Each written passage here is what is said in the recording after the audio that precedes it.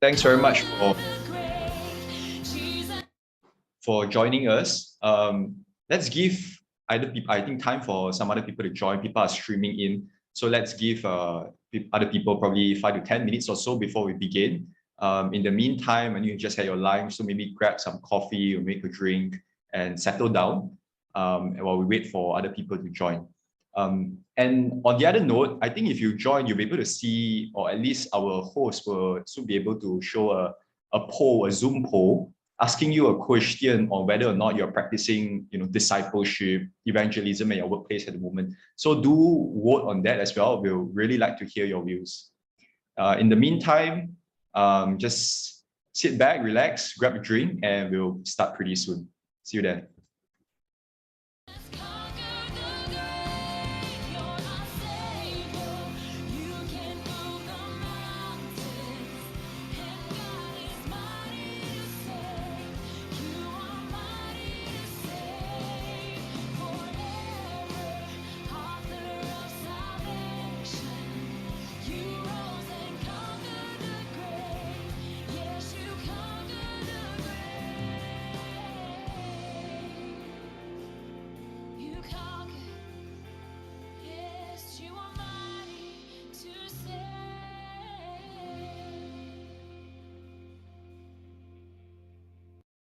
GoDaddy and Microsoft 365. Being able to do business anytime is valuable. Bless the Lord, oh my soul, oh my soul, worship His holy name, sing like never before, oh my soul, worship Your holy name.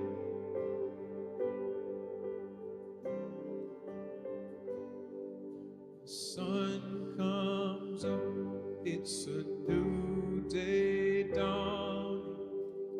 It's time to sing your song again. Whatever may pass and whatever lies before, let me be singing, and when the evening comes,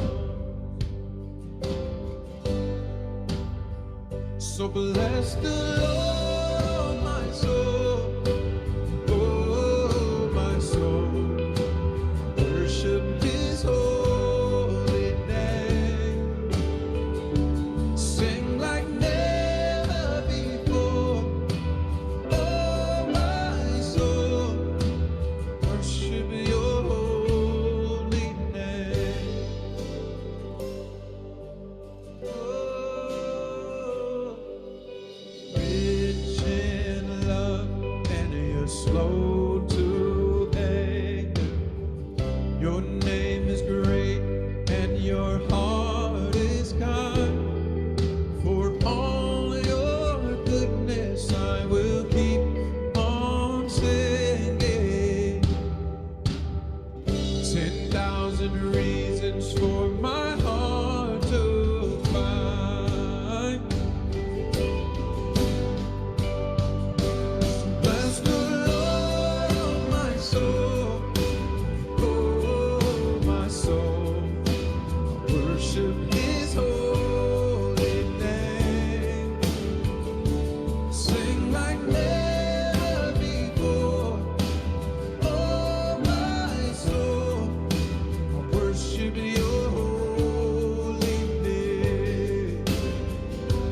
Bless the Lord, oh my soul, oh my soul, worship His holy name, sing like never before, oh my soul, worship Your holy name. On that day when my strength is failing, the end draws near and my time has come, still my soul will sing Your praise until unending. 10,000 reasons and forevermore.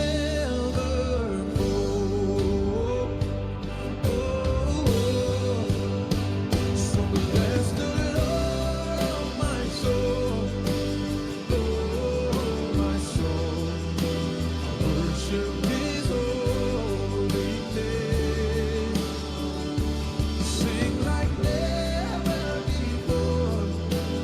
Oh, my soul. Worship Your holy name. Bless the Lord, my soul. Oh, my soul. Worship His holy name. Sing like never before. Oh, my soul.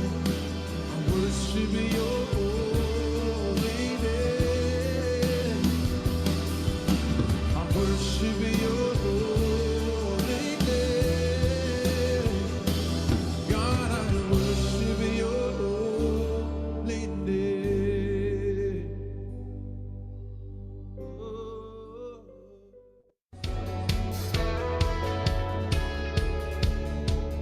Nothing can stop us.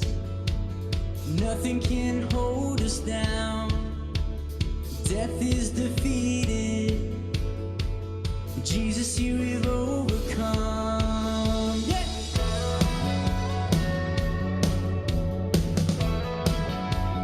Let's sing that again. Nothing can stop us. Nothing can hold us down. Death is defeated. Jesus, you have overcome. Shout it out. Shout it out, shout it out. He is risen. Our God is alive in us. Shout it out, He is risen. Our God is alive. Hey!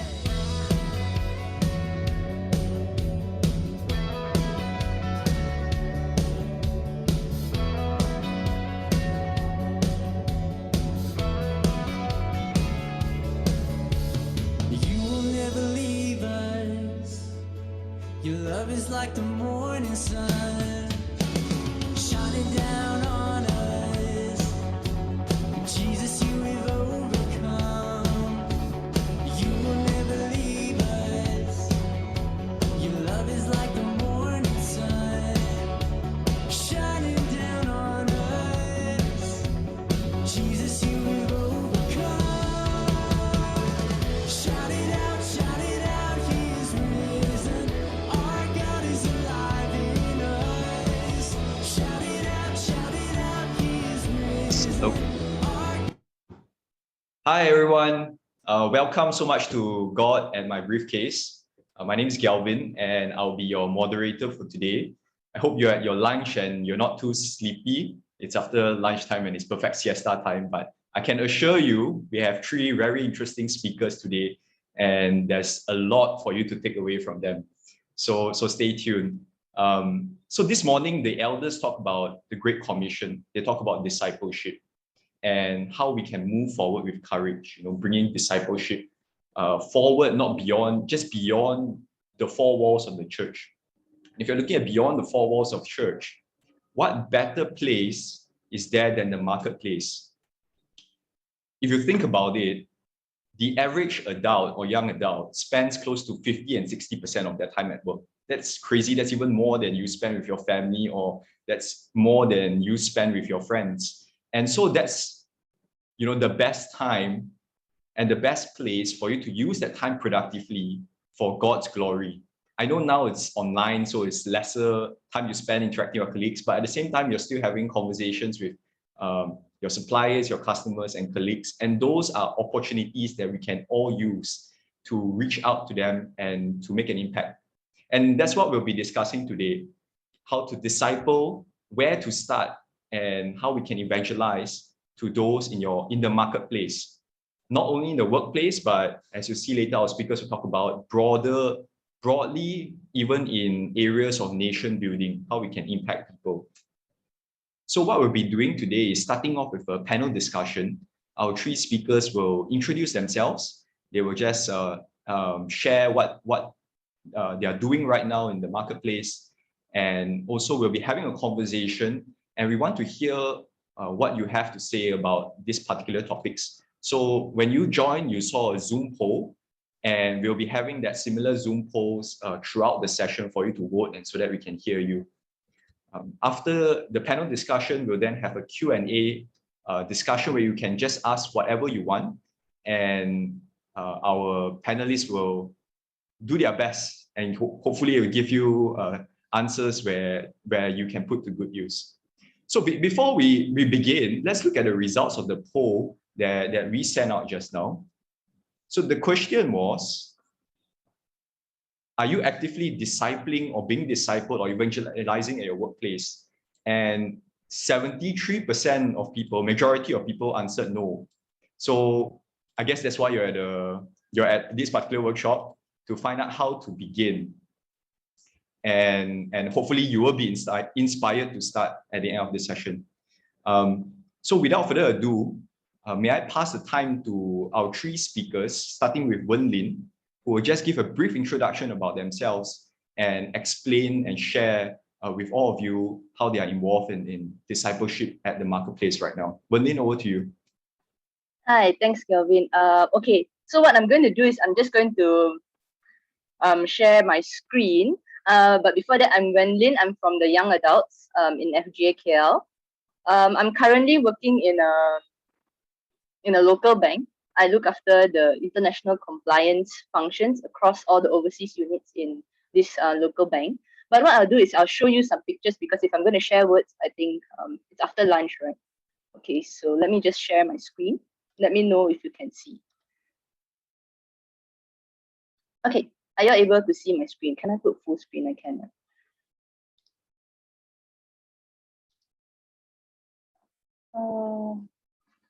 Sorry. Okay, so I'm not sure how many of you, if let's say we talk about discipleship, we talk about evangelism, the first thing that came to me when I was a young person was, this is my idea of missions. Missions means I have to go out to the mission field. I have to go and do this orang asli work. I have to go out to the old folks home. I have to be involved in the young children. By the way, these are all pictures of me. This is what I've been involved in. I'm right now still involved with the orang asli children as well. Okay, so this is me. This was my idea of what missions is, and I thought that to do a full-time work, this is what I have to be. And actually, from a young child, I thought I've always wanted to go do things for God. So I thought that this is what I should do. But God really challenged me, even as I was just graduating. And what John Stott says here is, mission is a comprehension word that embraces everything which God sends his people, meaning the church, into the world to do. Missions embraces the church, double vocation, to be the salt of the earth and light of the world.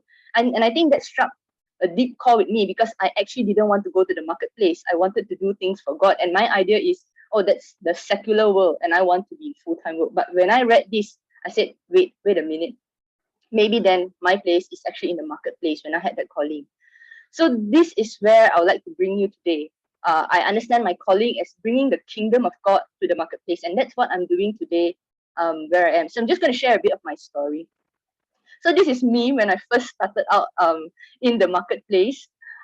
Young, fresh grad. That's exactly, we do stupid things in places, but that's who I am. And I think God brought in my heart bringing people together. We started a lunchtime fellowship, and that's one of the first things I do. And we still meet up today online, and we encourage fellow believers from different churches, from different financial institutions, all within the Klang Valley, around the area of KL, because we work there. And we come together, we pray for one another, we encourage each other to go out. And actually in this group, there are people here who are not Christians. We ask our friends to join us so that we can also reach out to them. And that's what we do. Apart from that, I also love to bring my cleaners out. That was when we are able to go to office. So these are two of our cleaners that I have makan with.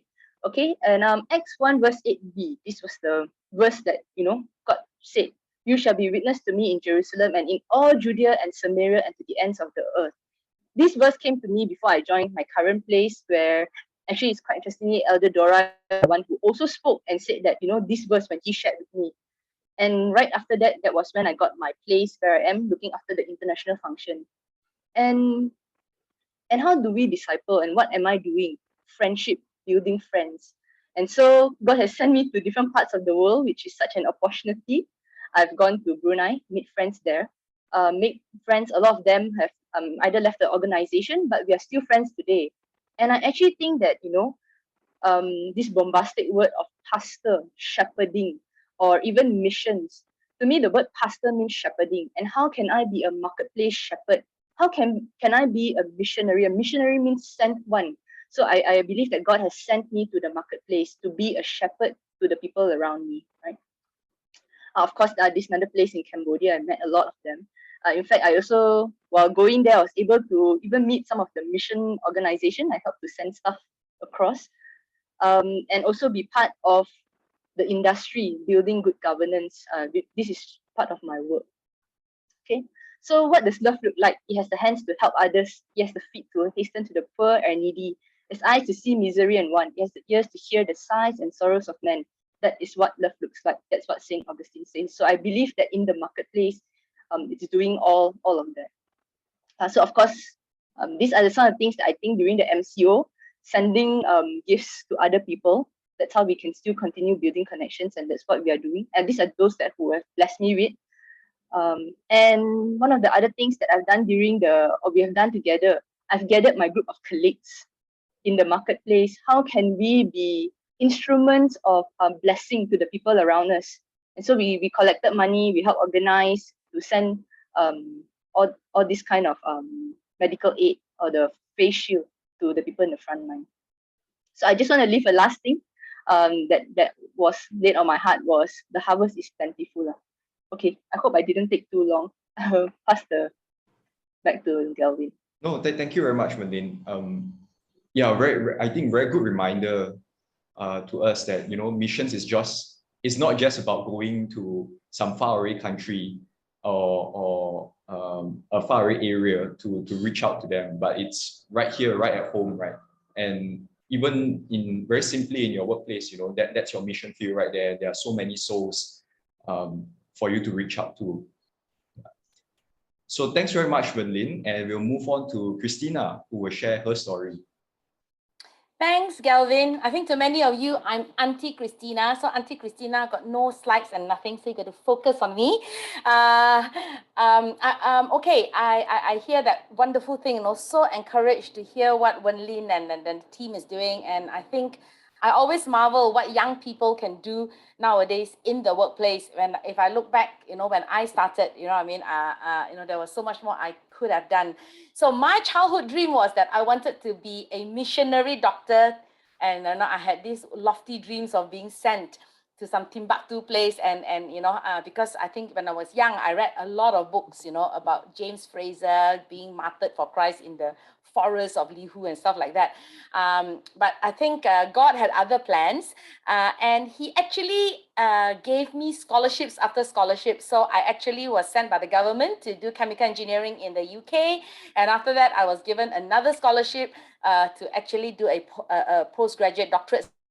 And in the end, after 7 years in the UK, and I call that my second and third missionary journey, because my first missionary journey was to a boarding school, a Malay boarding school in Johor, where God gave me a different mission field as well. So, and since then, I trained as a chemical engineer, specializes in safety and loss prevention, working for the oil and gas industry, rubbing shoulders with people in Petronas, Shell and everything.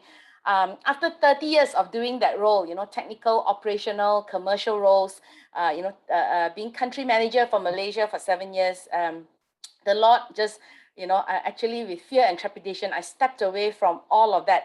I had 30 really wonderful years being really God's shining light, to the corporate world, so to speak. And it has its challenges, and it's very difficult being a Christian missionary, in the corporate world. But I really praise God, for the favor and the things, the miracles that He does, right? When I was working in various positions, and And it's quite amazing that you can actually share Christ without going through the 5 spiritual laws or your 5 fingers and stuff like that. Because I think, in the way you carry yourself, in the way that, I prayed for my staff or my colleagues, in the way that we behave in front of our clients, people can recognize us, that we belong to Jesus, and we live a different life, and we live our life differently, even though it may be in a business world. We don't get involved in corruption, even though there's many tempting moments where you think that, oh, if I just let my principal down a bit, I could gain that very, very big project. But yet through it all, I look back in my past 30 years, God, I mean, people will come to ask me, how did you win that multi-million project, right? Because they know that I am sort of like above board, and yet, through God's favor, and I've got lots of stories to tell where, people on the other side said, it's amazing how you got that project, because it was, there were so many people who were behind you and was doing all sorts of funny things not to give your company that project, and yet you got it, and I think that is a testament of us being Christians in the workplace, standing up for Christ. And I thank God that after 30 years doing that, the Lord asked me to just leave that all away. And God said last September, He was going to give me a new beginning. It was really scary because, I've been very comfortable. I'm comfortable with what I'm doing. I have a comfortable life. And God said, I want you to step out. And I was seeking the Lord really, what was it? Actually, I started asking God, after, I mean, most of you know that I'm in cancer remission. My 4th year, I was diagnosed with breast cancer in 2017. And I think while I was making a lot of waves in the corporate world, so to speak, overcoming barriers, I just felt I wanted to do something more. I wanted to impact more people. And I just wanted, time to be my own. And I really praise God that, God has now allowed me to come out of that formal corporate environment. I'm still actively involved in sort of like the Institute of Chemical Engineers. I'm involved as an independent advisory panel on a number of universities, and I still get to interact, with a lot of the university students and young chemical engineers. Yeah, and I think I really thank God for giving me a new platform. And also at the moment, the Lord has opened the door. For those of you who have not heard, I'm actually been tasked with leading an Estes at FGA movement. And that is really reaching out to raise more women leaders for our church that will impact the community, our church, the community. And I think my vision is that, we as sisters, we can really, be empowered to really influence our nation and beyond. So that's me. Thanks very much, Christina. We'll now move on to Colin, who will share, just how he's making a difference in the nation building space, not only just the marketplace in the workplace, but also in the nation building space. Colin, over to you.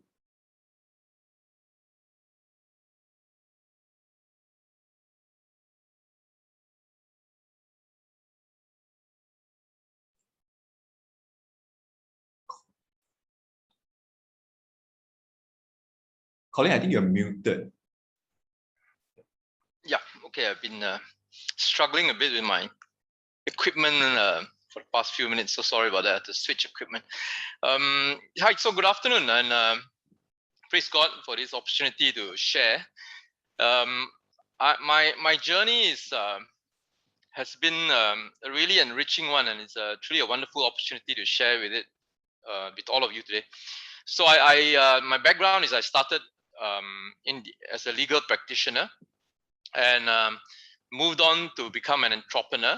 I enjoy it a lot, and I've been doing it now for the last 25 years. In the last 5 years, I came across this platform called a social enterprise, and the timing of it, I would say it is by a divine appointment, because the 5 years ago, we have this very big problem in Malaysia where a lot of people are very angry because of the situation in the country politically, and at that time the 1MDB situation and all that. So as a business owner, the other thing we were facing was a lot of people were or are giving up on Malaysia. And how do you build an organization, a business, when all the talents want to be the people you hire prefer to go to Singapore to be a Singaporean or Australian and so on and so forth. So as a business owner, this is also something that a realization that something has to be done. So so with that in mind, me and my business partner, Sadiq Alba, we've been in business for many years. We said we have to do something, and the sitting around isn't going to be good enough anymore. And by God's wisdom, we put together this project called Project 57, and the foundation of it is about building bonds and relationship. And from my part, being Christian, I wanted to make sure the foundation of one of the most key foundations of forgiveness and reconciliation is in one of the pillars. So so we go around the country in universities and colleges, targeting the youth, especially that not to give up on Malaysia, and about that it's so important to trust and respect to each other, and that the there's so much in Malaysia that's still good, that you must not give up hope. So and again, for me, the last 5 years, after starting this project as a social enterprise, I hope maybe later we have a bit more time to talk about it over questions. I feel really like my life has been truly enriched, and that at every opportunity, of course, it's not easy to share the word about Jesus, especially in Malaysia, right, where the majority are Muslims. In my workplace as well, we have about 95% are all Muslims. So it is challenging, and this topic, this session, I think is a very good and timely one. And later, I hope again we can touch on somehow we can do this. I just want to show a quick video, I think, Galvin, about Project 57 for some of you who may or may not be aware of what we do. And again, as a social enterprise, we are using enterprise skills and a skill set and experience to build up a message and to impact the nation and young people. So one of our projects is this, the Unity Ribbon, and I think Galvin is putting up this short video. It's about 1.5 minutes.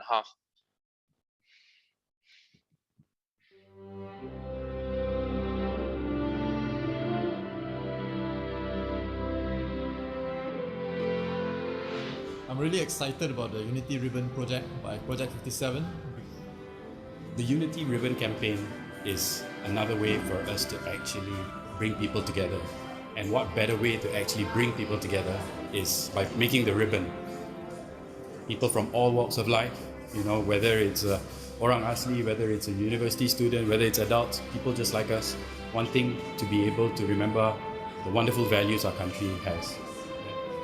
This project represents hope and future for Malaysia. And this is what building a nation is about. Getting people together, working together to make something meaningful. Not just meaningful for an individual, but meaningful for a nation. We want all Malaysians to wear it with pride leading up to Merdeka Day and Malaysia Day this year.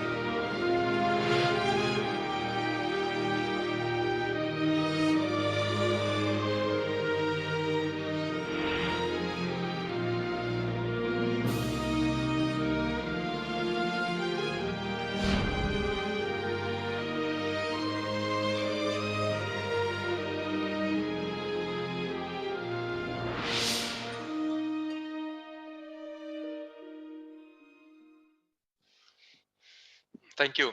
So just to close my session and pass it back to Galvin, so the Unity Ribbon, you may again have seen us not seen. We have sold about 400,000 of these ribbons, and it's truly by God's grace that we are able to do this. And the proceeds have been channeled to our projects for the Orang Asli. So thank you so much, and I hope that by sharing with you this, we in some way that you feel that you might want to start your own project one day that can continue to build bonds and with again across all different people of beliefs and race in Malaysia. Thank you.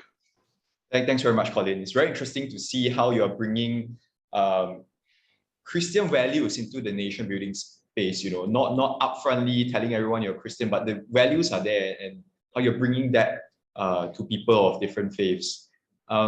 Right now, before we move on to the next few questions, we'll have one of our polls, and we'd like to hear from you. So the question that we would like you to answer is, discipling someone is always a rewarding journey. Do you agree or do you disagree? You'll be able to see the poll on your screen, so you can start voting. We'll give it a quick 30 seconds, then we'll pose this question to our panelists. So yeah, go ahead.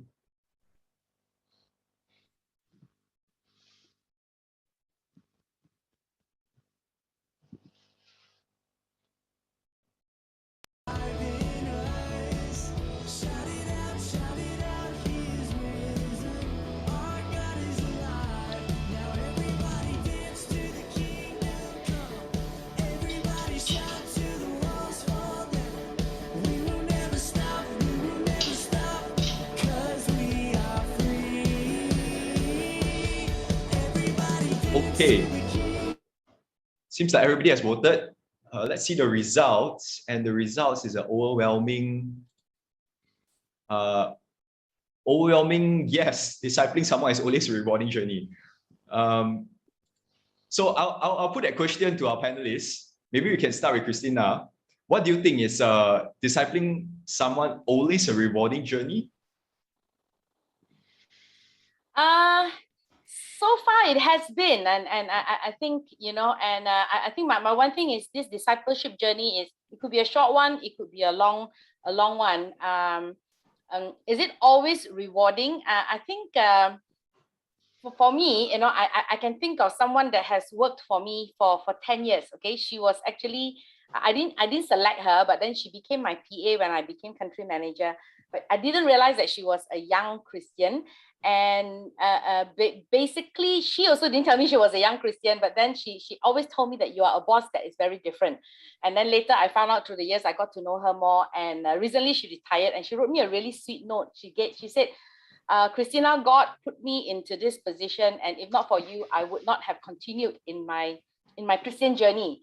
Because and I was like, wow, really? You know what I mean? And I think sometimes when you are in the workplace, you know what I mean, you may not have to do Bible study, and you may not have to have this formal what we think as discipleship, you know, and in the church format.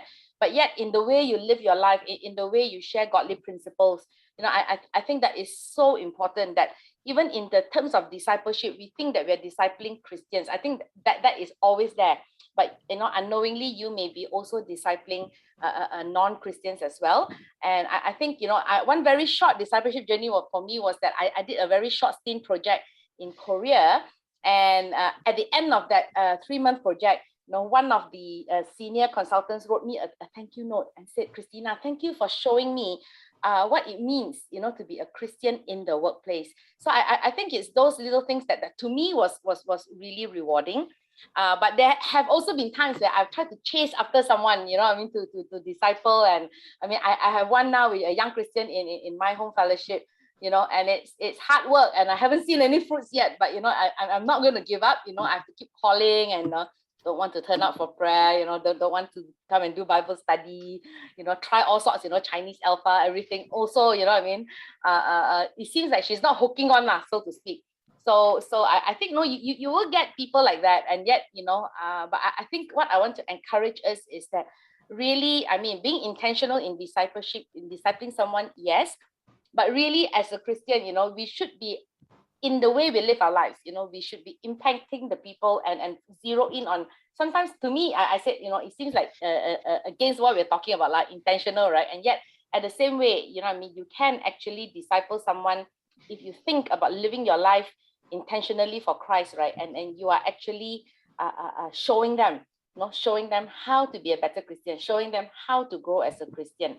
So while I think, you know, the aspect of reading Bible, praying, but I think like Wen Li said it, like, you know, you need to have that relationship. And as I say, it's not always fruitful, but it doesn't mean we stop doing it. Okay. Yeah, I think one thing you pointed out is very similar to what Elder Saul pointed out this morning. He says that you get your life right first with God, you're intentional about your life with Christ, and then discipleship, I mean, that naturally follows. So, yeah. Yeah, that naturally follows. Wen Lin, so maybe we can talk about, let's change the question a little bit, but so maybe we can talk about what are some of the biggest difficulties you face on this journey so far, and maybe you can share with us how you've managed to navigate them. Okay, but first, I think I want to talk on this word discipleship. Because I think just now you talk about discipleship. I think many a times we get very scared. We hear the word discipleship, we're like, oh, this is not for me. I'm not a church pastor. I'm not this. I can't disciple anybody. But I think what really works for me is journeying with others. I think it's a very simple term which everybody can do. So when I think of journeying with others, yes, it's a very difficult journey, but I've been really blessed. I have people who journeyed with me at every single phase of my life. They just believe in me. They even when I don't believe in myself, right? They believe in me. They walk with me, and they encourage me. And I'm not just talking about in the sense of a Christian faith. It's also in our life, right?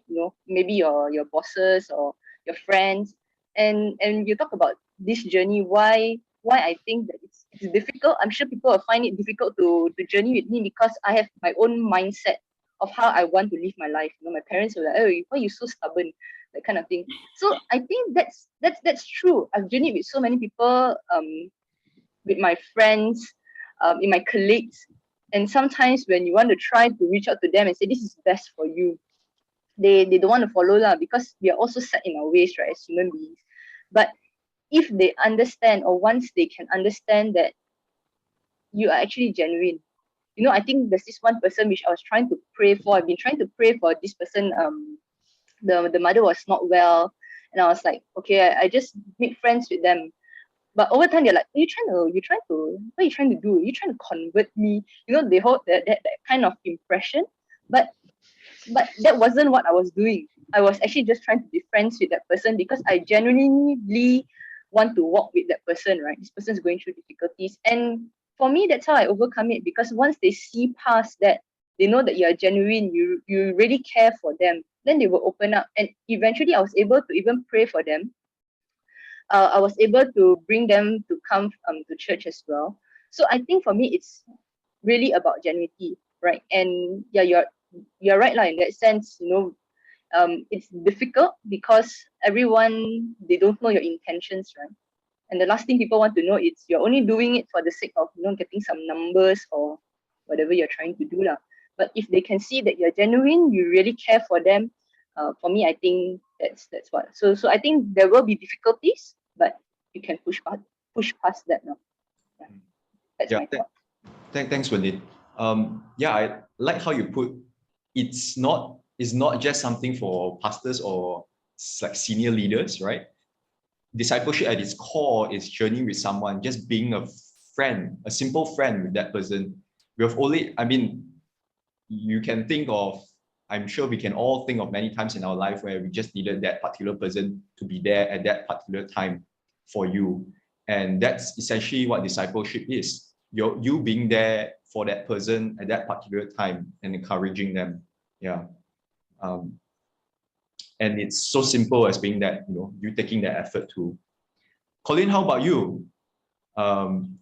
Difficulties, setbacks, disappointments that you've seen in your journey so far, how you've overcome them.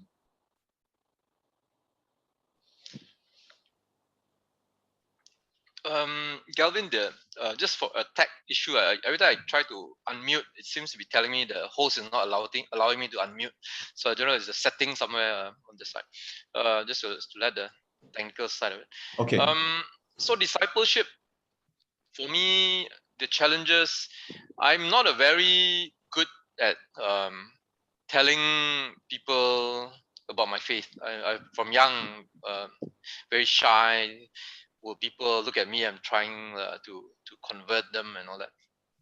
But through the years, and especially the last 5 years, maybe that's what God put me on this journey, that through the work that I do, the opportunities to do it in a different way, and that again,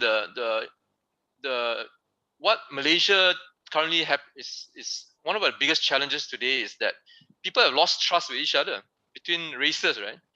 The Malays don't trust the Chinese don't trust the Indians, so on and so forth. Why? It's because of what's happened, right? Over the years, there's a breakdown of the fabric, right? Or in schools, people don't meet so much anymore because of the race issues. So so that's why the starting point must be about forgiveness and reconciliation, as I mentioned before, that we have to break this mistrust, suspicion, or fear, and it starts with forgiveness, this Christian value that, and not actually saying that you should forgive someone. You know, it's very condescending. It's actually about seeking forgiveness, where like the Chinese, we always impose on everyone that should be hardworking and this and that. So we should start to tell everyone, look, I'm really sorry. This is how we are, right? We don't, we just very kanchiong always. But other people of other beliefs or background heritage have their own strengths, right? Being creative, artistic, so on and so forth. So we have to recognize that and really enjoy it, and again start building relationships again through reconciliation. So so that's what we want to do, and because of our messaging, so a lot of doors have been opened for us, and a lot of Malaysians, when we did a unity cycle about 2017, we cycled around the country, and everywhere we went, we have a small workshop. And again, whether you're Muslim or Hindu or whatever, everybody has the same aspiration to have a better future for their children, for themselves, and to build community around them, for it to be safe, so for peace, and because the message is so clear and everyone agrees and believes in it, then I get a chance to share about that I'm a Christian, right? And I learned this from I got a lot of mentors by doing crazy things like this. You get a lot of people that you meet, right? Because you're coming out of your comfort zone, and that also is something that, again, I mentioned earlier. I've never been a very extroverted person, but when I embarked on this project, and even in FGA, one of the speakers talked about the book of Luke, where what Jesus said, you have to step out of the boat, yeah, by faith, right? You have to step out of the shallow waters, and when I've done it, and amazing, so many things happen, and it's enriched me, and so much more wisdom imparted on me. So final point I was half sharing just now about one of my mentors, Kim Tan, Dato Kim Tan. He's spoken in FGA before. So when I watched him in one of his talks, he so nicely interweaved in that he is doing all this work is because of the faith in Jesus, and that Jesus' value is about helping the poor, right? The underserved. So he does it so well. So I learned from there, and that when we talk as well, I very happily mentioned that I'm a Christian, and my business partner is Muslim, and that the values we carry with us is all about helping each other. And so that's how I do it, and to discipleship, the discipleship part. So I've learned a lot over the years. Thank you. Thanks, Colin. Yeah, it's interesting that you talk about sometimes it's about, like you said, right, doing something genuine. In your case was finding, asking, prompting people to forgive, I mean, people of different races and people who have conflict for years. And through that forgiveness, then you essentially find a way for you to share your faith. And it's about being genuine, and then, sharing your faith through that opportunity. Because sometimes, you go up straight and say, I want to tell you about Christ, that some people just shut the door immediately, right? So yeah, you need to be genuine about reaching out. Moving on from that, maybe Colin, again, you can start. What keeps you going? What are the fruits of your labor you've seen? I know there are some of us here who are actively practicing discipleship, and I know there are difficult times like we talked about just now. But what keeps you going? Malaysia, for me, is my home, and although it's quite easy to move away somewhere, I'm in the position to be able to do so at my age now, and for whatever work I put in, I'm mobile, but there are a lot of people who are not. So so that's why one of the things that still drives me is that we must help those who can't, right? So that drives me. Something else that drives me in the darkest hour is when I meet a lot of Malaysians who also don't feel like they feel like they want to leave and all that. But end of the day, what they say is like, just give me something to hold on to, right? Because I think deep down, a lot of us still this our where our families is, where our friends are. So I think a lot of people still want to hope. They just want something to hold on to, and that's why I deep down, when we go riding or doing whatever, there's so much that reminds us the beauty of this country, the people, the bonds, and that's what keeps us going. One other aspect of it I want to share with you is also through, I think, again, Kim Tan or one of the other mentors, in the past, there's a very powerful figure by the name of Lord Wilberforce. Yeah, if you look him up in Wikipedia, so he, at 22 years old, he found Jesus, he found Christian faith, and it totally transformed him. He came from a life of privilege, and for 30 over years, he fought for the labor, what do you call, the slavery legislation to free that. Basically, slavery is really terrible. So this is 300 years ago. So so he's one of the modern what do you call the modern human rights movement today is founded on what Lord Wilberforce did then, right?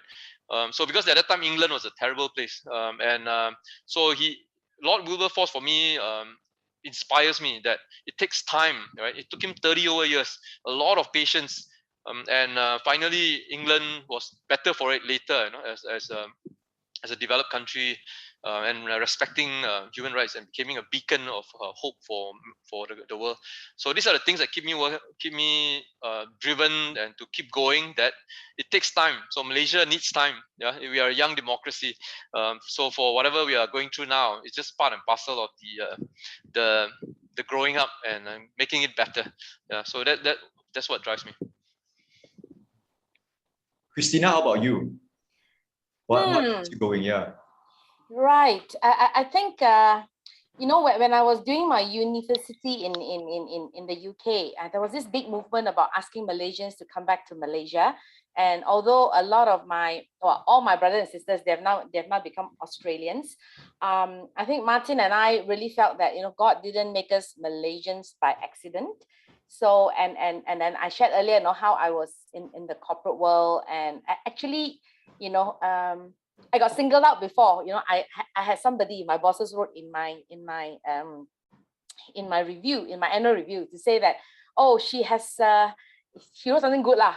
Basically saying that she has such a pastoral heart, she shouldn't be in the corporate world. She should actually go and quit and become a missionary and a pastor or something like that. But what really motivated me was that, wow, if they can see that and they can write that about me in my annual review, I'm going to press on, because really, for those of you who are actually working and I know in a corporate environment like Berlin and stuff like that, it's not easy, because you're always, I don't know about you, I always felt that I stood up like a sore thumb when I go for a regional management meeting. My way of thinking, like people would just refuse to follow you. So I mean, like, to a certain extent, they refuse to be discipled by you, so to speak, right? And you get persecuted for being a disciple of Jesus Christ.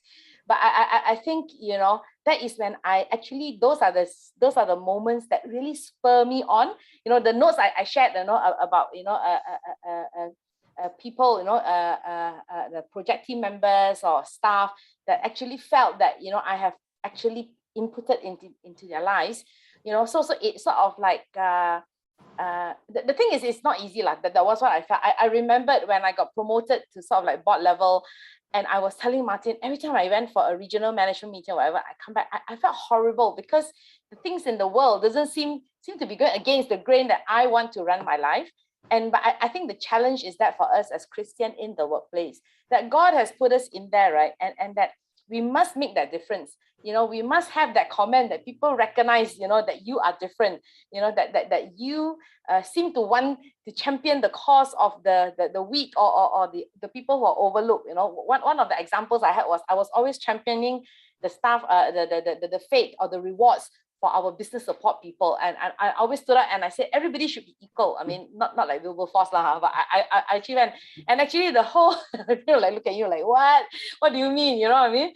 And I said, yes, you know what I mean? I said my admin staff should get the same bonus, as my technical or my sales people. They were like, huh? But I think sometimes God put you in that position, right? Where I think you will get opposition. People will look at you thinking that you are weird. People will make life difficult for you. And I think that was my experience. In a corporate world, they are very diplomatic on that. They won't like tell you in your face, but they will put you in very difficult situation, hoping that you will quit. You know what I mean? And they will actually put you in cold storage lah. But it was very amazing. Every time they gave me a very difficult task, God came through, and it was God. And then they could see. I remember an occasion where I had this very sarcastic regional CEO, and it came to a point where one day he came and he said, do you think you can pray for this particular country? I'm like, why? He goes, oh, it's not doing well. Can you pray? I'm like, oh, okay. So I said, no. I said, God won't hear your prayer if you don't believe, you know what I mean? And so, I got an opportunity to share Christ and evangelize to my regional CEO who was very, very, non-Christian lah. But I mean, but the fact is that I think, we mustn't give up. And when you receive opposition, that is when you know that you are making an impact. And like now I'm actually coaching someone who started a business in India. So I remembered, Pastor Dorai challenged me when I stopped work. He goes, now, being the current situation, you can disciple anyone. So I'm discipling someone in India, right? And helping her start a business. Actually, I didn't know she was a Christian also. Well, I couldn't determine whether she's a Christian or what, but I just shared things about the Bible and everything. And she's responding, I mean, oh yeah, we'll pray about it and stuff like that. So in that sense, I think, when things get tough, right, that is when you really need to cling on to God, right? And you just say, God, just use me lah, whatever, just use me, even if I get shot down or whatever, God will never let us go. But I think the point was that you must listen to God's call. I just want to talk to all the young people out there. God didn't make us Malaysians by accident, right? And I think, God has put us in Malaysia so that all of us can make a difference for our country and for the workplace that God has put us in. Thanks, Christina. Bernie, before we move to you, I noticed that there are some people in the chat asking whether they can unmute themselves. So if you want to ask a question, actually you can type it in the chat box, and then later when we go to the Q&A section, I'll take your questions and I'll be able to ask our panelists later. So even right now, if you have whatever questions you have at the moment, you can just type it in the chat box and we'll just pick them up later and ask our panelists. In the meantime, over to you, Lynn. Any follow-up thoughts from what Christina has shared? Oh, I like her what she said just now. Use me lah, listen to God's call. Actually, that's so true. I think when you say what motivates you, I don't know if you can say motivate lah. I think for most of us, I mean all of us here in this chat room, I suppose because we're all FGA, right? That's why you're attending the FGA conference, you're a Christian. And it's so hard to be praying the Lord's Prayer and not doing it. The Lord's Prayer says, thy kingdom come, thy will be done. And I think for me as a student, not say just in the workplace, wherever God placed me, there's this one thing that strikes deep. Thy kingdom come, thy will be done. And I ask myself every day, how can God's kingdom come, his will be done in my place? Whether in my home, whether in my community, whether in my workplace, wherever God placed us. I mean, we are all called to be that place. So it's something that it motivates me every day. If Jesus teaches us how to pray this prayer, that means it's asking us every day to bring his kingdom come, his will be done. So that's for me, like every day, how can I bring God's kingdom come in my marketplace? How can I bring God's kingdom come to my team? I manage the team for my overseas functions, right? So sometimes we can't even talk to each other because we don't see each other face to face, so it's all virtual online. But how can I bring God's kingdom come? His will be done. If that's going to be in heaven, it should happen now. I mean, God won't tell us to do it in heaven, wait until you die, reach eternity, right? If He's telling us to pray that while we are on earth, then I think and I really believe that that's what we should be doing during this time and this place. So to me, what motivates me, I think that particular verse in the Bible, just continuously spur me on. What can I do in this place? Or I think a few years ago, what will Jesus do? That movement with that bracelet, and that's still so deeply ingrained with me. What will Jesus do in this space, in this time? I think that's in the modern day of thy kingdom come, thy will be done. To think of that. Yeah. Kelvin, can I? Yeah, go ahead, Colin. Can I just add that the sharing in the workplace, where we are talking about marketplace, workplace, where a challenge that we have in Malaysia is that it is officially an Islamic country, and I've asked this to a very senior pastor before, that this is my challenge. My workplace is 95% Muslim, right? So I by law I will break the law if I preach to them. Yeah. So it was very clearly answered to me that yes, you're right. We must follow the law of the land. Yeah. Give to Caesar what Caesar is due, right? And so the one way, of course, then for me in my workplace is that I have to project the Christian values, right? The leadership values, compassion, love, and not to cheat, and the way we also behave with our clients and so forth. So this is what for me, I think it's important for that. I always remind myself, maybe that's one way of doing it,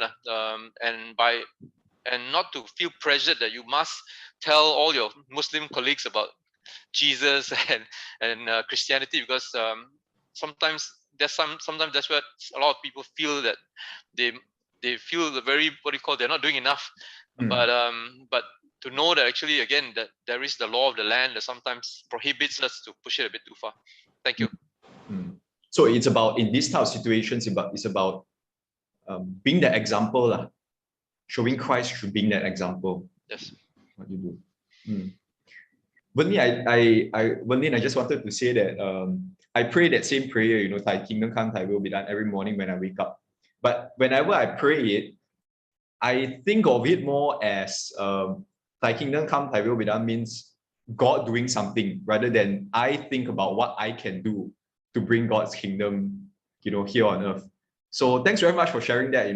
Nowadays when I wake up and I pray that prayer, I'll think about it very much differently. Yeah.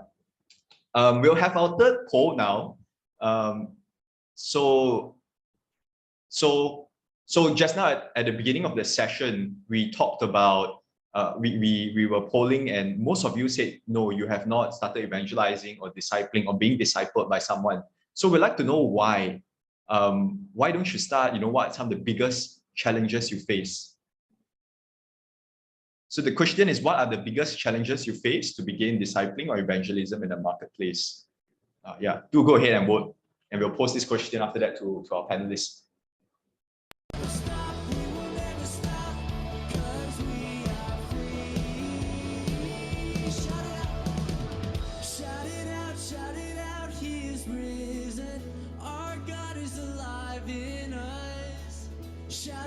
Shout it out, He is risen.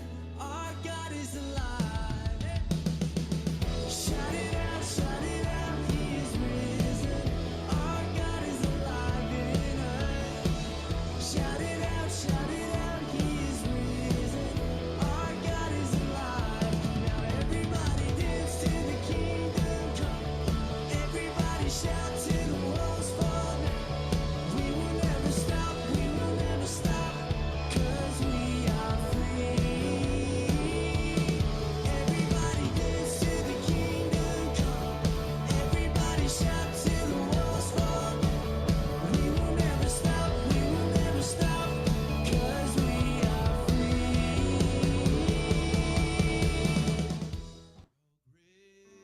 Okay, so the answers are in, and we can show the results. We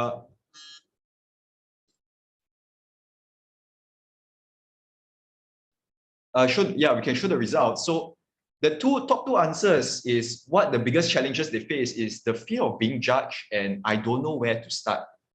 So maybe we could start with fear of being judged. Yeah, maybe we could start there, Christina. Yeah. Okay, the fear of being judged. I think I've just shared, right? It's okay. People will judge you, it's fine, right? God will be there for you, right? And no matter what they want to do to you, hey, our life is in God's hand. But I know it's easier said than done. It's easier said than done. So I think it helps if you belong to a small group that encourage you. You know, I have been very I've had a very supportive group all through, you know, even my time through boarding school, you know, through, you know, I got called up by headmistress for evangelizing to the Sabahan non-Christians in my boarding school, and you know, but yet I had a church backing, you know, so it's so important to belong to a church, to belong to, I mean, I saw someone also, we just go to evangelize workplace, don't have to go to church. No, having your church as your foundation, you know, having the people around you, being able to come back and cry about how you got shot in the workplace, so to speak. You know, you got shot down by your other people who think differently from you, right? And I think so I think no fear of being judged is I think it's a very fair thing, like it's a real thing, right? I mean, because you know, who wants to be different, right? We want to all just blend in, you know, and be like others. But I think and really you don't know where to start. It's just by being yourself, you know, and you know, when the Bible reminds us, you know, that when we are in Christ, you know, we are a new creation. It is actually just being willing to allow God to shine through our lives, and just having the heart of Jesus, right? I mean, do what would Jesus do? Ask yourself, right? And really, when I mean, God will not ask us to do something that He has not prepared us for. Some of us may do bigger things like what Colin is doing, you know, I mean, the rebuilding the nation, and you know, encouraging and rallying, you know, all races in the nation to really make a better Malaysia. But yet, you know, in all our places, right? I mean, God just wants our heart, right? And if you have a group of people in church, your CG, your home fellowship, you know, and they'll pray for you, and they will go with you, they will go behind you, you know, and you will be surprised, right, how God will come through. It's actually not about us. Discipleship, evangelism, it's not about how good we are or what we can say or do. It's just having a heart that is ready, and having a heart that would be compassionate. You know, Jesus, you know, he saw the crowd, and he was filled with compassion. And I think that's all Jesus wants us to be, that we would allow our heart of stone to become a heart of flesh, so that we could feel, you know, for the needs out there, and just ask God to use us as His vessel. Thanks, Christina. How about, so fear of being judged was one. I don't know where to start was the other one. So Wenlin and Colin, do you want to give your take on that? How will people practically start? I start since I think from everyone you can see that I look like the youngest. Since I know. So I mean, like, how do you really start? Okay, to be honest, I think sometimes we can always start small. You know, we don't have to straight away jump, do big things. You know, sometimes you test water first. You know, like a child, they go swimming, right? You put them at the side there, you wet their legs first, then later on, you know, you can do more. So I think it's just simple things like being a friend, right? If that's so difficult, you can start being a friend, being an intentional friend, meaning you text the person, you know, that you have, and really be concerned for that person, you know, your close friend in your workplace, or let's say your colleague, right? Find out what they're doing, how they are, especially during this period of MCO, you cannot see them, right? Text them, ask them how they are. I think that's a start. And then from there, you can move on to, if you know that they have any needs, just a simple thing you can start. I think just starting small, like, can I pray for you? You'll be surprised that a lot of people will turn around and say, yes, can you please pray for me? And if you're so scared to pray, you just say, you just pray a simple prayer, lah. You know what you pray. I think you can always start small. And I think for me, I started small, and from there you just build your courage and your boldness, especially when you start seeing God working in the things that you do. So you see, when you pray, then that person comes, you know, like first the person accept your prayer, then you feel, oh, okay, this person accept my prayer, maybe I can go to the next person. But I find that just start being a friend. You know, that's something small, or just being nice. You can go and buy somebody lunch, or just do something small like that. To me, I think that's one way you can start, and then later on, you know, like what Auntie Christina said, you know, every day she pray, use me lah. But when you pray, be prepared, because God will use you and God will open doors. So yeah, so I think one don't ask you where to start. You can always start very, very small. Yeah. I on my part, I would encourage everyone to look deep into yourself. Actually, what is your strength, or your special skills here? And by doing that, you can then find your own answers on how to start. Some people are just very good at being direct, to ask, to tell people about faith and Christianity, the word. Some people like me who is terrible at it, and so I find that when I dug deep down, my strength was about actually to put to use my creativity in trying to build like something to talk about, right? And whether it's a unity ribbon like this, or the projects we do, it draws people to talk about, from unity to a relationship, then thereby equating it to bonds and what we believe in, right? So that's one way of tying it in. So dig deep in to be creative. One other thing I learned during one of the sharings at FGA is this speaker, I think I believe he was Taiwanese, I can't remember his name now, to be a highlighter. You know, I always put that down, that I really like that being a highlighter means that you outwardly tell someone that he or she is doing something very, very well, right? And for example, when I was in Kentucky Chicken about 2 weeks ago, this particular staff was amazing, right? Yeah, the other two other staff there packs those boxes, like 3 in 1. What do you call every one box is 3 minutes. You can see he's doing 3 at once, and he's doing so well, right? And when you hand it over to me, I looked at his name tag there. It was Azhar. Right? I said, Azhar, you are amazing, right? If I'm hiring someone now, I would hire you, right? So you can see his face light up, right? Because the whole day he's working hard, and suddenly somebody gives him a compliment like that. And I believe that if there was a chance to talk to him about something, I'm sure he would start a conversation. So this highlighting, I think, is very, very good. Whether it's our colleagues, or if you're in management position, telling someone, and thereby creating this conversation opportunity, or just a happiness, then thereby building it into an ability to talk more about your Christian faith, because they want to know, what's it with this person? Why is he so happy and so appreciative of your work, right? There's something inside him or her that is obviously special and different from what that person is going through, right? So that is something very powerful as well. Thanks. Thanks, Colin. So when Lin talked about starting small, and Colin mentioned, being an example and being creative, and how that sparks conversations and gives you the opportunities. Christina, do you want to add on here? How you think people can start? No, nothing much except that really, just show that you care, and God will show you how. Yeah. Okay. So that actually wraps up the panel discussion, and we'll do Q&A now. So if you have any questions you'd like to know, I can see that there are already a few questions in the chat box. So if you have any questions right now, just post it there. We'll pick that up, and we'll ask our panelists.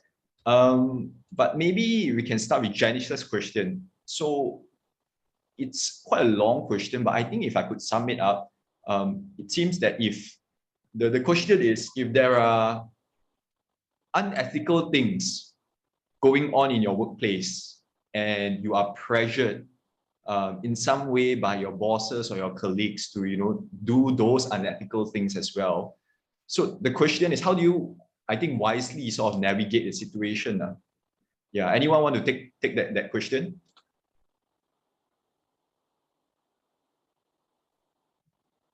Sorry, Galvin, can you repeat that question again, please?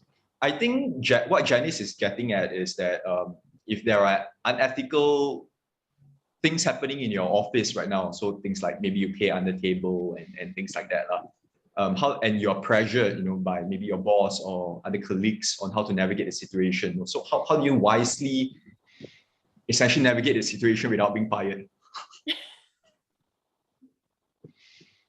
I think you should listen to Nehemiah's brother Nehemiah, Dr. Nehemiah's message last week, right? I mean, obviously, actually, I've experienced it both ways. Once when I was a junior and then once when I was the boss. It's not easy when you are sort of like in charge, because then you just say no, right? And then everybody toe the line. But when you are sort of like not the decision making, then pass the buck back to the boss. I mean, there was one time it was quite funny. I remember a situation where the client clearly wanted an under table to give me the job. He wanted me to travel to East Malaysia to actually have a meeting. So I conveniently say, the time I was a junior, I said, I'm 7 months pregnant, I cannot travel. That closed it. So God opened a way, so I don't have to deal with it. But I think you will be surprised that when you live your life as a Christian in the workplace, your boss will not subject you to those sort of things as well, right? I mean, the worst case is then you leave the job law. I mean, like you go and find a company which then will not subscribe to such thing. You pray, that God will open a door for you. But I think these are things that are so I've been subjected to. They all look at me and laugh. They're like, oh, you cannot get a visa done in 24 hours, other you need to pay. I'm like, okay, then I don't go. You know what I mean? So to some extent, there's sacrifices that you need to make, there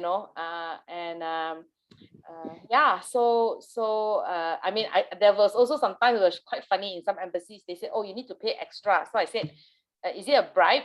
Then they kept quiet. So I said, look, it has to be official. If you want me to pay for express, then it needs to be a receipt. And then suddenly they say, yeah, I can give you a receipt. I'm like, oh, okay. So, those sort of things, what I mean? But I think whatever it is, the bottom line is that you need to make a stand that you don't condone those sort of things, or you don't, you're because of your own convictions that you don't want to do it. But God will be very gracious. He will sort of like take you out of those situations. Again, it's that condition of your heart, isn't it? That you want to do what is right before God.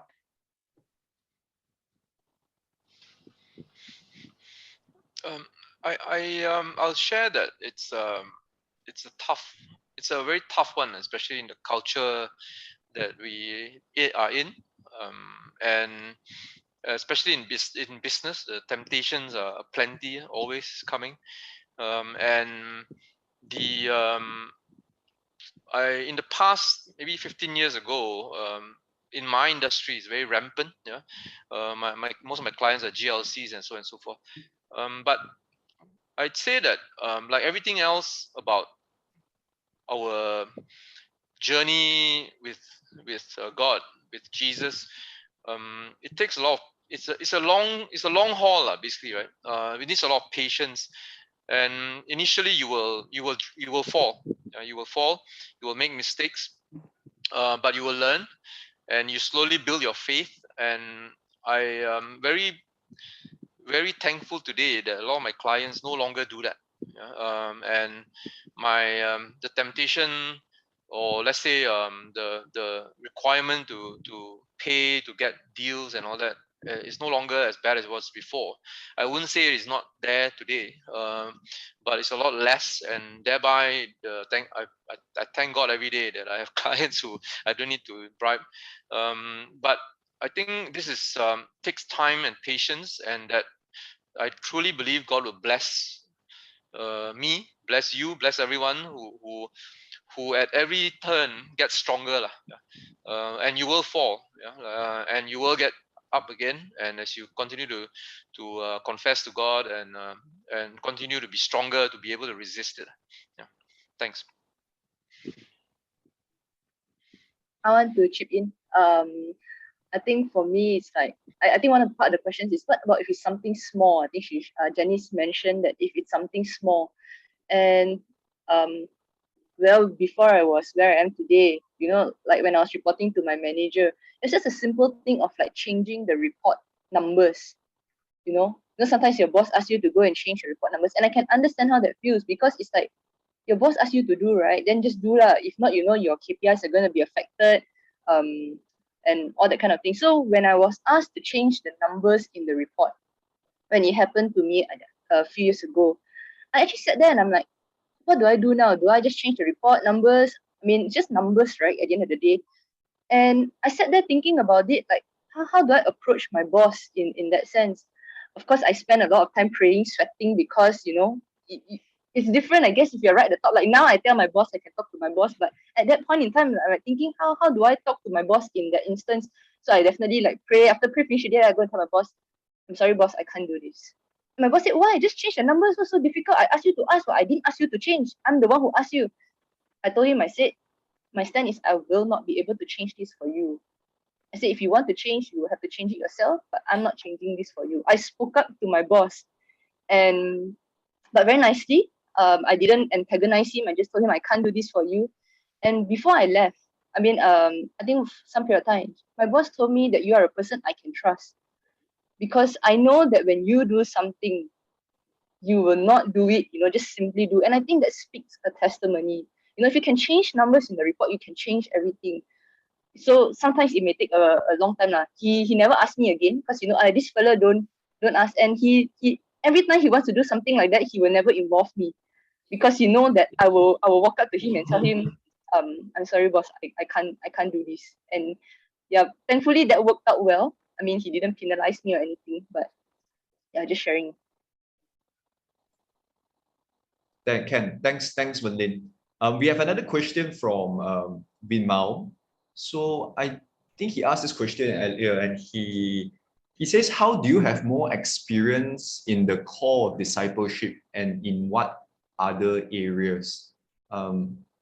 So I think he's asking about how do you build experience in being a disciple or discipling? I think that's the question. Anybody want to take that?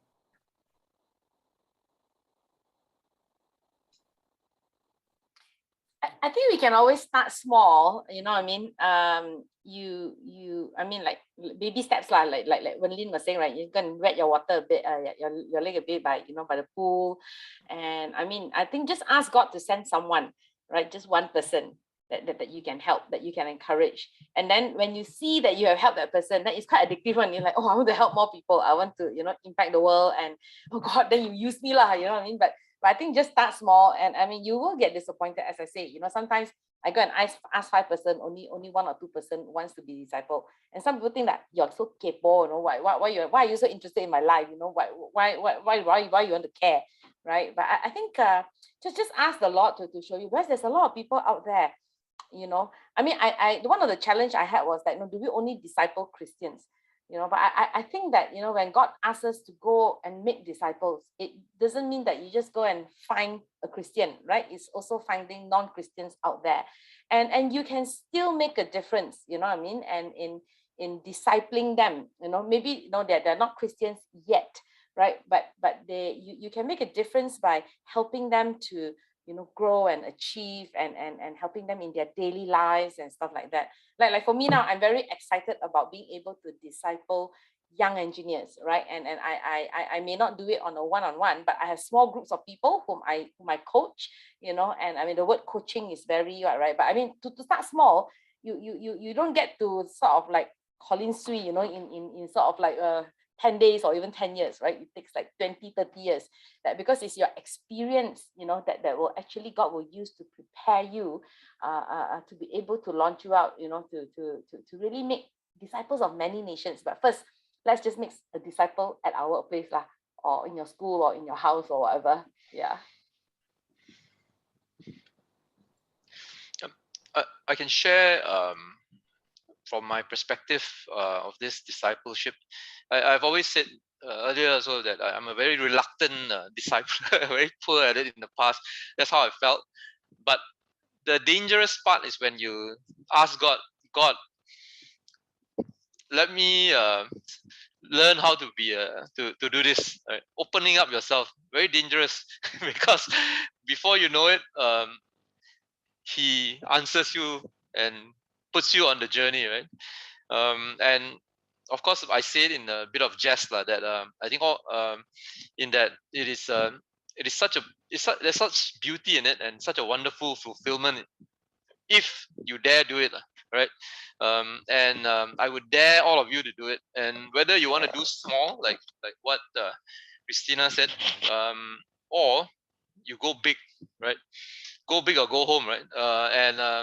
And I was crazy enough to ask for something big, right? So here I am sharing with you that when you ask for it, and I don't have a single regret whatsoever when I asked for it, and now I feel that through the grace of God, that when I asked for this and given to me, that it has gone into something that has changed my life. When I felt I've not been able to disciple that much in the small ways, but when the big things come, let me just share with you one particular one where I was in Philippines for a particular event, and the whole time I don't know why I'm going there, just because I promised a friend that I would go, right? And when I'm there, I was still asking myself, why am I here?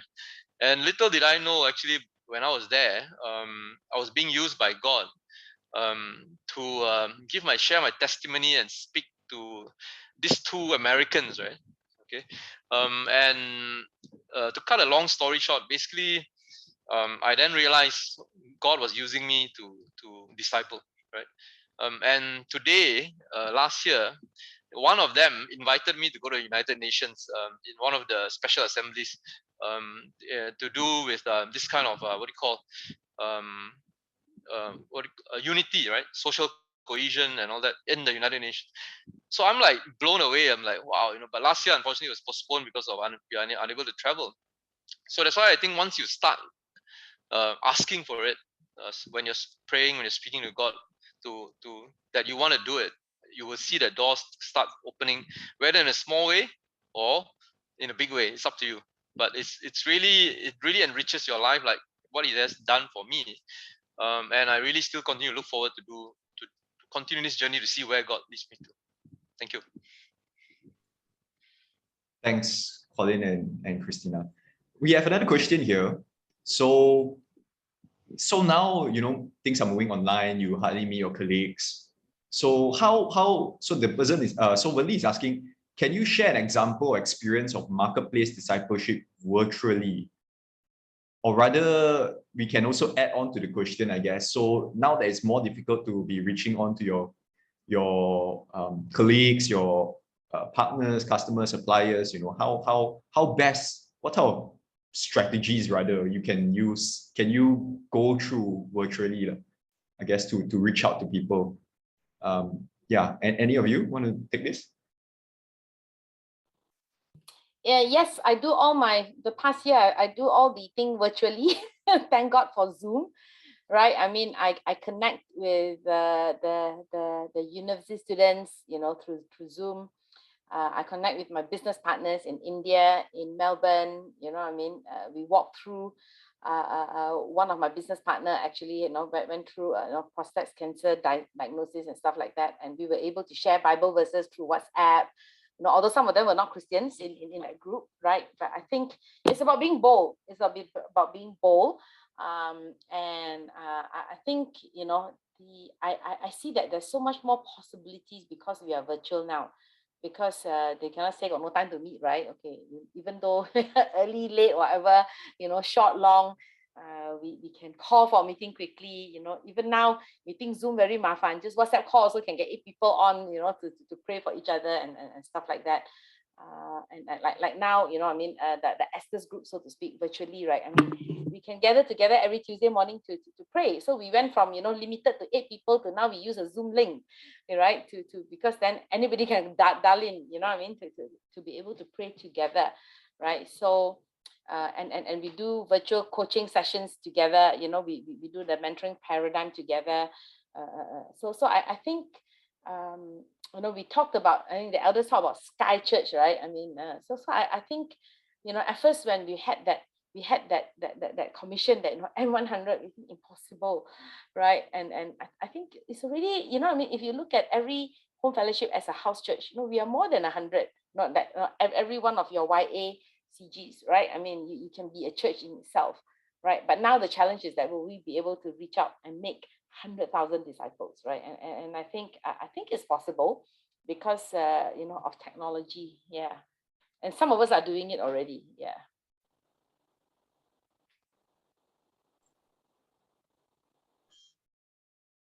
Okay.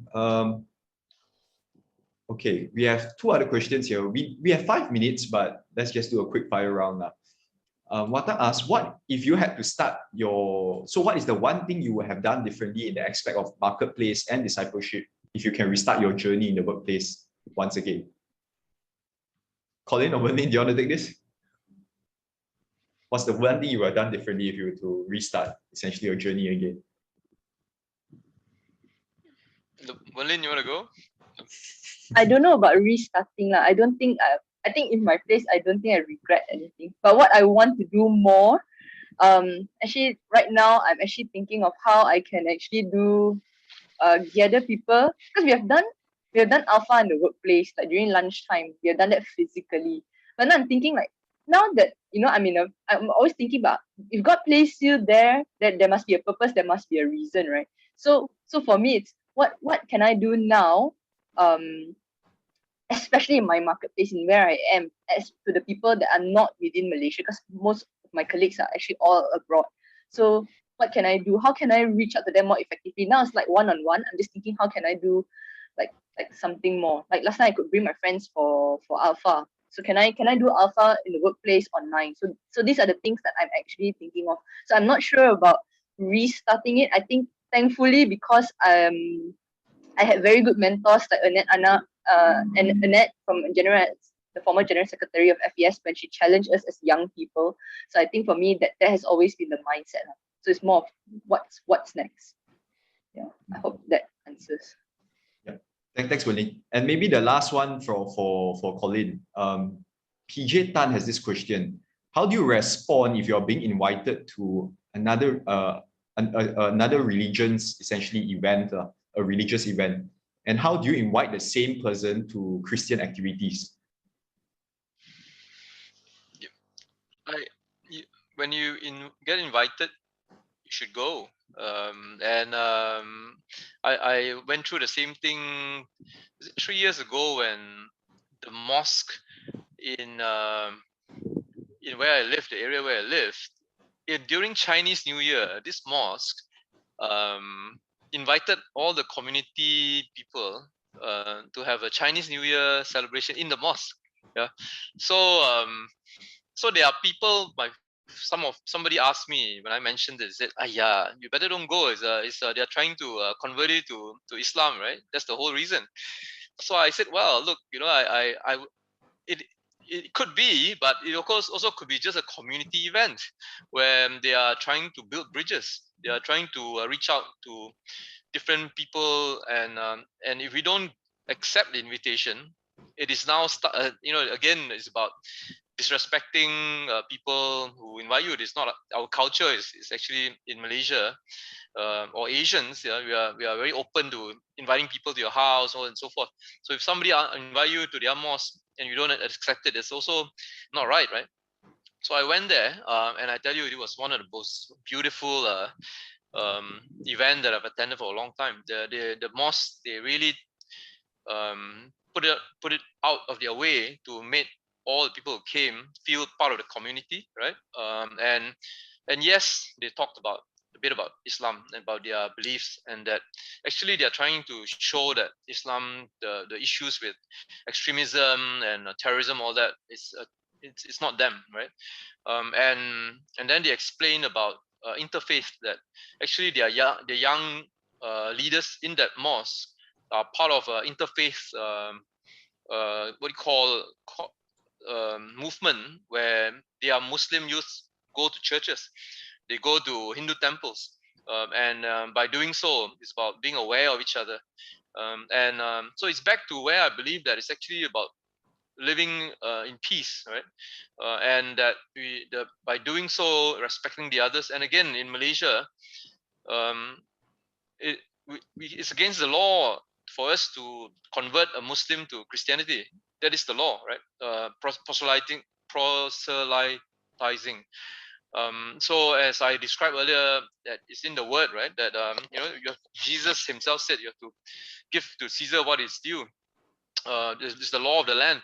So the only way now is again to when you go there, of course you pray. I mean, when I stepped into the mosque, I did pray, Lord, protect me today and bind whatever is not of you, right?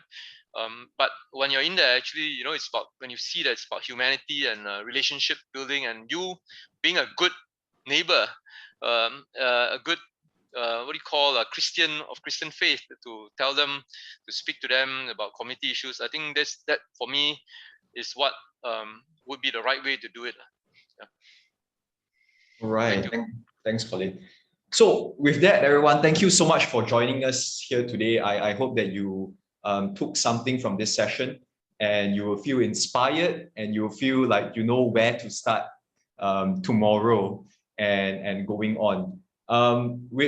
Before you go, we will post a link in the chat right now, so you can see the link. Do go on the form and answer the short questionnaire. We'd just like to get some feedback as well as get some details if you'll be interested in being discipled or discipling someone or starting a prayer group in where you are now. So you can go in there, fill out the form, and we'll try to perhaps link you up with people who are interested and who are the same career or same workplace as well. So do go ahead, fill in the link. With that, thank you so much, everyone. Thank you, Colin. Thank you, Wenlin. Thank you, Christina, as well for all that you've shared with us today. And we'll see you tonight for Pastor Philip Mantofa's second session. Bye, everyone. Thank you very much.